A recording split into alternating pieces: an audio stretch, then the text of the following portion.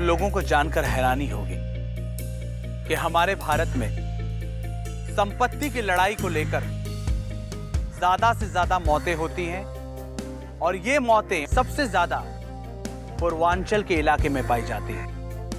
साल 2008 और साल 2011 के बीच 3618 लोगों की मौतें हुई। हर दिन 3 लोगों की मौत होती है सिर्फ इसी घटना की वजह से। नमस्कार, मैं हूं विनय आनंद और पुलिस फाइल्स के इस कड़ी में मैं आप सभी लोगों का स्वागत करता हूं। संपत्ति की लड़ाई में अक्सर उन लोगों की मौतें होती हैं जो संपत्ति से जुड़े हों, लेकिन कभी-कभी संपत्ति की इसी लड़ाई में ऐसे लोगों की भी बलि चढ़ जाती है जिनका इस संपत्ति से कोई लेना देना नहीं होता। जी हां, मैं बात कर रहा हूं लीलाधर जी की। वो लीलाधर जी जो गांव से मुजफ्फरपुर रहने के लिए आए ये सोचकर कि वो अपनी पत्नी मंजू जी के साथ एक खुशहाली जिंदगी जिएंगे। इससे पहले कि उनके परिवार में खुशियों की रोशनी होती, उजाला होता, उनके परिवार पर मुसीबत का अंधेरा छा गया। देखिए,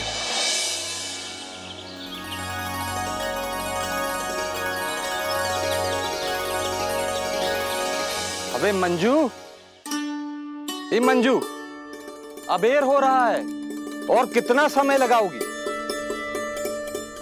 देरी से पहुंचेंगे तो मालिकार का डांट सुनना पड़ेगा। आप भी ना तनी समय आसमान उठा लेते हैं। अब तनी से देर का हो गया, ये लीजिए, पकड़िए। अब सुनिए, संध्या के आते वक्त ना 1 किलो नून और 10 रुपए का चाय पत्ती और तनी से साग सब्जी लेते आइएगा। ठीक बा। हाँ। और हाँ, 2 रुपए का अदरक भी लेते आइएगा। हाँ, भूलिएगा मत। हाँ। अब हर बार भूल जाते हैं। मंजू, एक बात बताओ, ये मुजफ्फरपुर में मन तो लग रहा है ना तुम्हारा? अजी मन काहे नहीं लगेगा? हम तो वो देश की औरत है जहाँ सीता अपने पति के साथ वन में घूमे और हम तो यहाँ पे बहुत खुश हैं और रानी की तरह। अब तनी को चिंता मत कीजिए। अब देखिए, जाइए नहीं तो सच्चों में मालिकन का डांट सुनना पड़ेगा। अब तुमको अकेले छोड़कर जाने का मन तो नहीं कर रहा। अब तुम कहती हो तो चले जाते। अजी जाना तो पड़ेगा। अब तुम भी भीतर जाके दरवाजा बंद करके थोड़ा देर आराम करो। जी बिल्कुल। चलते हैं।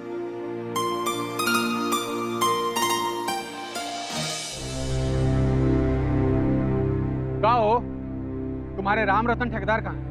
पैसा तो हमेशा उनको एडवांस चाहिए। काले हम तुम्हारे ठेकेदार से बोले थे कि आज से कम 2-4 को मजदूर और बढ़ा दो। हमको मकान का काम जल्दी खत्म करना है भाई। तुम लोग हमारी मजबूरी समझते क्यों नहीं हो?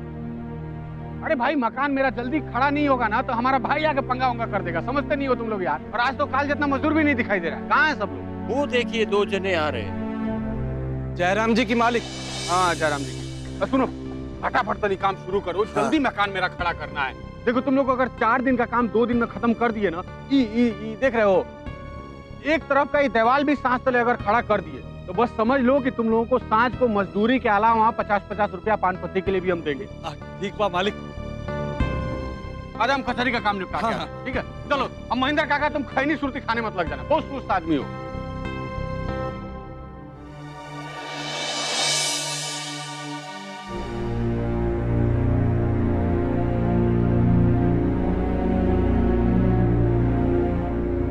का हुआ रे लीला की दुल्हनिया? अरे कब तक दुआरे खड़ी रहेगी? अरे भतार के बिना एको पल नहीं सुहाता का तुमका? ना दीदिया, ऐसा कोनो बात नहीं है। वो का है ना, वो अभी तक आए नहीं है। अब कहियो इतना देर नहीं हुआ है उनको आने में। और आज हमारा मन में बहुत घबरा रहा है। अरे दूर रे, काहे झूठे परेशान हो रही है? अरे मर्द की जात है, कहीं बैठ गया होगा यार दोस्तों में। खाने पीने के बाद आ जाएगा थोड़ी देर में। ना दीदिया, उनको खाई पिए का कोनो शौक नहीं है। दारू ताड़ी को तो कबू हाथों नहीं लगाया उन्होंने। अरे तो काम में ही देर हो गया होगा। अरे अब तू जाके चूल्हा बर्तन कर, हमहू जा रहे हैं दुकान पर जीरा लाने को। हाँ ठीक है दीदी।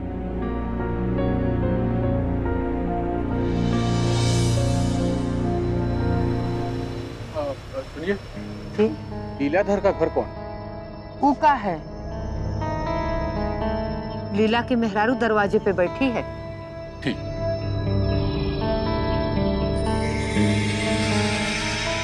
लीलाधर की मेहरारू तुम ही हो? जी हाँ, कहिए क्या बात है? वो आज तो हर मर्द हमारे मकान में काम कर रहा। क्या हुआ?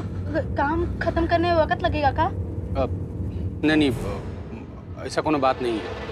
वो दरअसल बात ही है कि आज मकान में काम करते वक्त तो हर मर्द के माथे पर एगो लोहे का सरिया गिर गया। क्या हुआ है उनको? ज्यादा चोट वोट तो नहीं आई है ना उनको? खून तो नहीं निकल रहा है ना उनको? वो बोलते काहे नहीं है? कुछ बोलिए ना, कैसे नहीं? वो ठीक है ना? वो अब ये दुनिया में नहीं रहे।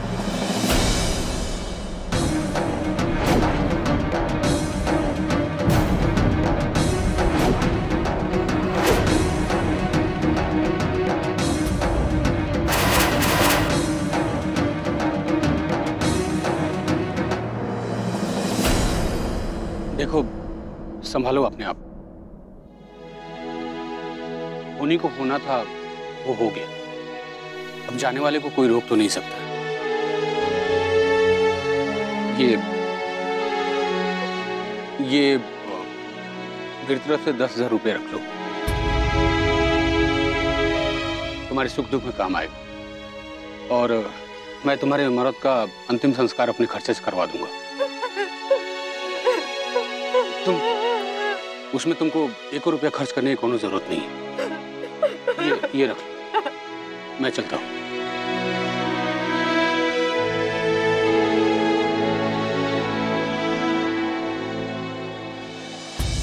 एक मिनट रुकिए, पहले पुलिस को खबर कीजिए, फिर हमारे पति का दाह संस्कार होगा। पहले पुलिस को बुलाइए, फिर हमारे पति का दाह संस्कार होगा। पुलिस बुला के कोनो फायदा नहीं होगा। जिसको जाना था वो तो चला गया। पुलिस आएगी, 1000 तरह का बखेड़ा खड़ा होगा, मुसीबत हो जाएगी। इसलिए मैं समझा रहा हूँ। देखो, तुमको और भी पैसे की जरूरत होगी तो बोल दिया करना, मैं और भी पैसे दे दिया करूंगा।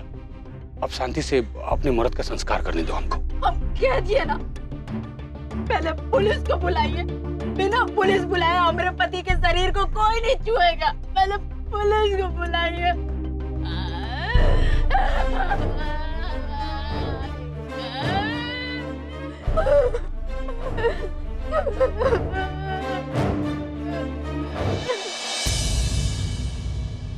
देखो मंजू, हमने सारे सबूत इकट्ठे कर लिए हैं। फॉरेंसिक रिपोर्ट आने के बाद हम तुमको खबर करेंगे। दरोगा जी, आपको दिखता नहीं का है कि उनको मारा गया है? वो भी पता चल जाएगा। और हाँ चंदन बाबू, जब तक ये पोस्टमार्टम की रिपोर्ट नहीं आ जाती, आप शहर छोड़ के कहीं जा नहीं सकते।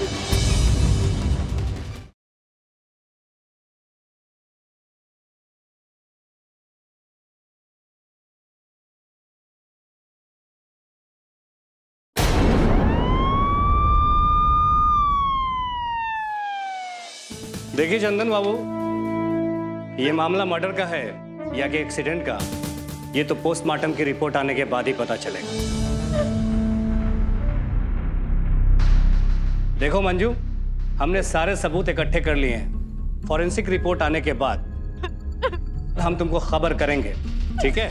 दरोगा जी, आपको दिखता नहीं का है कि उनको मारा गया है?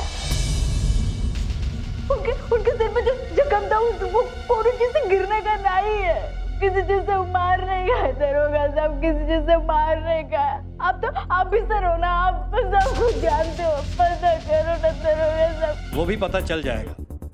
और हाँ चंदन बाबू, जब तक ये पोस्टमार्टम की रिपोर्ट नहीं आ जाती, आप शहर छोड़ के कहीं जा नहीं सकते। और वैसे भी मजदूर के सेफ्टी की जिम्मेदारी आपकी है। अगर ये एक्सीडेंट का हुआ तो भी जवाब आपको देना पड़ेगा। अब आप लोग जाइए।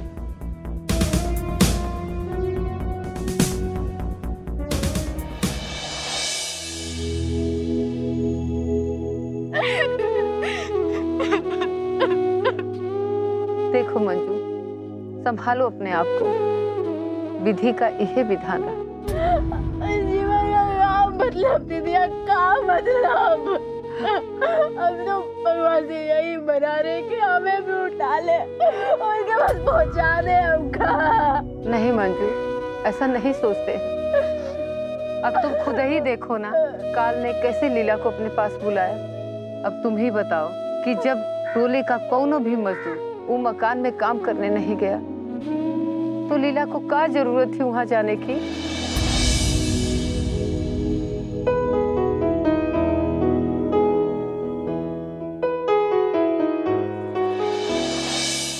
दो चार दिन का काम और है उस मकान में, उसके बाद तुम चलना हमारे साथ मोती झील।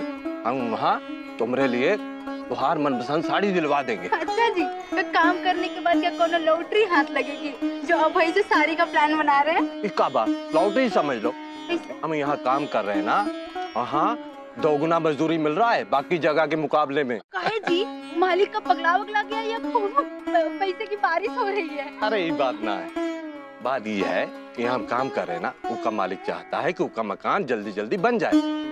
बस ये जल्दी के चक्कर में वो हमका दोगुना मजदूरी दे रहा है। मंजू जी को जैसे ही याद आया कि उनके पति लीलाधर जी को आम मजदूरी के बजाय दुगनी मजदूरी मिल रही थी, ये बात उन्हें परेशान कर रही थी।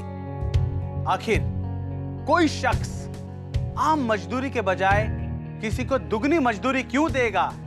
क्या ये सब के पीछे कोई राज छिपा था?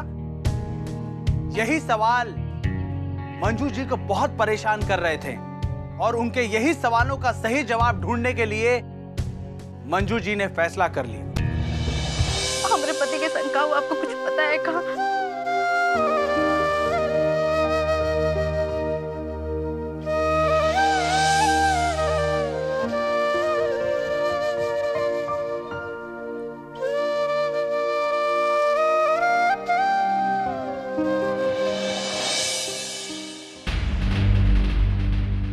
दरोगा जी नमस्ते। मंजू नमस्ते। नमस्ते। देखो, हम कोशिश कर रहे हैं तुम्हारे पति के हत्यारे का पता चलते ही हम तुमको खबर कर देंगे। दरोगा साहब, हम आपको ना एक बात बताने के लिए आए हैं। तो जहाँ मजदूरी करते थे ना दरोगा साहब, वो का मालिक सब मजदूरों को दुगनी मजदूरी देता था। काहे देता था? कोई तो कोई कारण होगा ना दरोगा साहब, तनिक पता लगाइए ना। ये बात अभी बता रही हो, पहले क्यों नहीं बताई? अबे याद आया, भागते हुए आपको बताने के लिए आए हैं दरोगा साहब, पता लगा लीजिए। पता लगाते हैं। अब आप जाइए घर और हम चले पता लगाने ये दुगनी मजदूरी का कारण। एक मिनट, ये निहाल कौन है? सर वो मेरा छोटा भाई है सर। क्या बताएं सर, वो उसकी वजह से बहुत परेशान है सर। इसलिए हम ये मकान का काम जल्दी खत्म करना चाहते हैं। बस इसीलिए सर हम मजदूर लोगों को डबल मजदूरी का लालच दिए थे ताकि काम तेजी से कर सके सर। क्यों? काहे की हड़बड़ी है इस मकान बनाने की? सर क्या बताएं आपको, हमारा छोटा भाई लफंगा सन के संगत में पड़ गया है। इस वजह से अय्यास हो गया है और वो जबरदस्ती हमसे हमारा हिस्सा का भी जमीन हड़पना चाहता है ताकि उसको भी अय्यासी में उड़ा दे। क्या बताएं सर, इस वजह से वो हमको हमारा मकान नहीं बनाने दे रहा है। अभी 15 दिन पहले हम मकान का काम शुरू किए थे सर, लेकिन उसको पता लग गया सर। और चलो अब तुम लोग श्री गणेश का नाम लेके जल्दी से काम शुरू करो, हमको ये मकान जल्दी खड़ा करना है।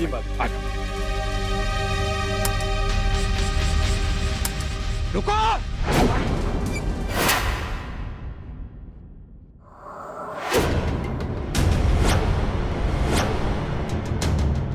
खबरदार, अगर किकरो की कुदार यहाँ की जमीन की माटी तक को छुआ तो कसम से कहते हैं एक एक को यही जिंदा जमीन में दफना देंगे।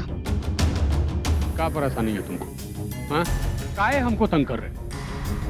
तुम अपना हिस्सा के जमीन पर अपना मकान खड़ा कर लिए ना, अब हम जब अपना खुद का मकान बना रहे हैं तो काहे टांग अड़ा रहे हो? हमें कुछ नहीं सुनना है, ये जमीन में हमारा भी हिस्सा है। पहले जमीन मपवाइए, उसके बाद आपको जो करना है कीजिए। और तुम लोग बिना हिस्सा फरियाए आज के बाद अगर यहाँ नजर भी आ गए तो कसम से कहते हैं एक एक को यहीं पे हम भून डालेंगे।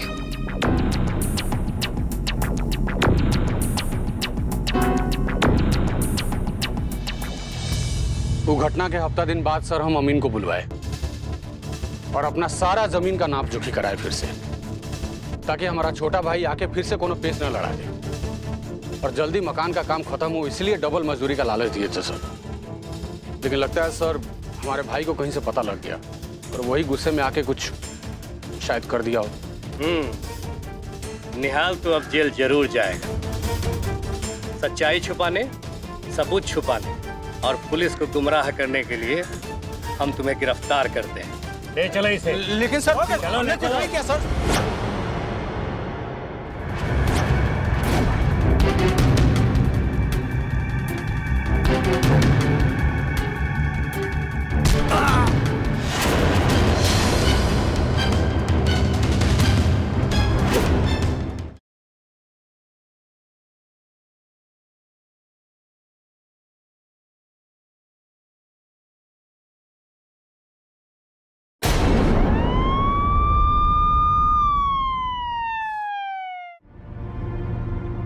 हाँ तो निहाल, क्यों मारा तुमने उस गरीब मजदूर को? तुम्हारी दुश्मनी तो तुम्हारे भाई से थी। उस गरीब मजदूर ने तुम्हारा क्या बिगाड़ा था? आप हमारे ऊपर झूठा आरोप लगा रहे हैं दरोगा जी। हम आपको बता चुके हैं कि हम नहीं किए हैं ये सब। हमारे पास उस घटना का चश्मदीद गवाह है, और वो भी तुम्हारा अपना सगा भाई चंदन। और मेरे पास वो भी है जिससे तूने उसकी जान ली। वो लोहे का रॉड, उस पे तुम्हारी अंगुलियों के निशान पाए गए हैं। मेरी बात मान और तू खुद ही अब सब कुछ सच सच बताना शुरू कर दे। बोल। अरे बोलता काहे नहीं है तू? हाँ? बोलेगा? बोल जल्दी। तुम्हारे पास कोई ऑप्शन नहीं है, समझा? जल्दी बता। चंदन भैया को हम सबक सिखाने के लिए ये सब हम करें। हम वो मजदूर लोग को मना किए थे काम करने से, लेकिन वो नहीं माने। फिर हम सोचे कुछ ऐसा किया जाए जिससे कि कोई भी मजदूर आज के बाद ई मकान का काम ना करे। और फिर उस दिन हम वहां गए और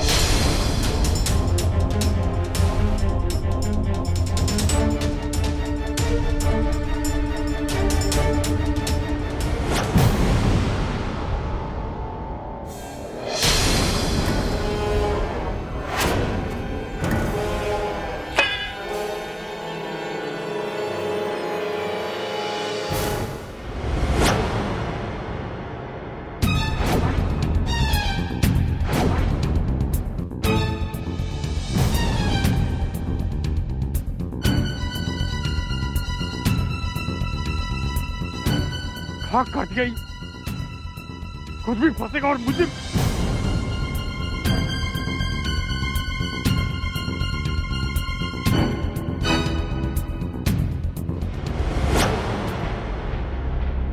अरे लीला भैया, का हो लीला भैया? अब ये से सूते लगला? भौजी रात में सूते ना देली का? अच्छा एक काम कर, पहले खैनी खियावा बढ़िया वाला, ओकरा बाद घरे चले के। उठाओ भैया, तंबाकू खियावा। भैया, लीला भैया, अरे कौन? अरे अरे आओ लोगो, कोई डॉक्टर के बुलावा लोग, लीला भैया के कोई मार देला। अरे आओ लोग, आओ लोग।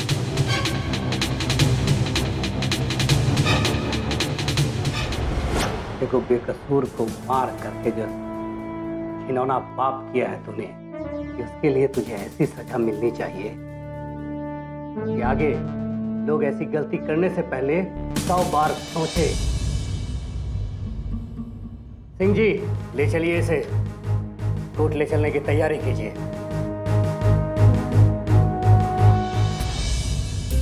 चंदन और निहाल के बीच संपत्ति की इस लड़ाई को लेकर बेचारे एक गरीब मजदूर लीलाधर जी की हत्या हो गई थी। वो लीलाधर जी जिसका इस संपत्ति से कोई लेना देना नहीं था। अगर लीलाधर जी की पत्नी मंजू जी ये मान लेती कि लीलाधर जी की मौत एक दुर्घटना की वजह से हुई है, तो असली मुजरिम कानून के शिकंजे में कभी नहीं आ पाते। पर मंजू जी ने अपनी सोच बदली। उन्होंने सच्चाई का पता लगाने के लिए अपनी पूरी ताकत लगा दी और उन्हें सफलता भी मिली। मंजू जी के इस हौसले की जितनी भी तारीफ की जाए कम है। मैं मंजू जी की इस जांबाजी को सलाम करता हूं। यह खातिर ना हम कहिला कि रउआ लोग आपन सोच बदली, सोच तभी ना ही समाज बदली। हम जल्दी हाजिर होकर लेके एगो नया सच्चा जाबाज की नई कहानी देखत रही पुलिस फाइल, सिर्फ बिग मैजिक बिहार झारखंड पर। प्रणाम।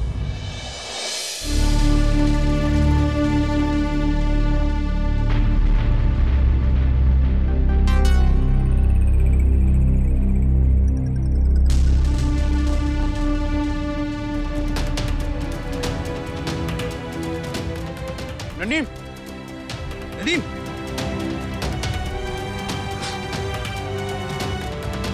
अप्पू,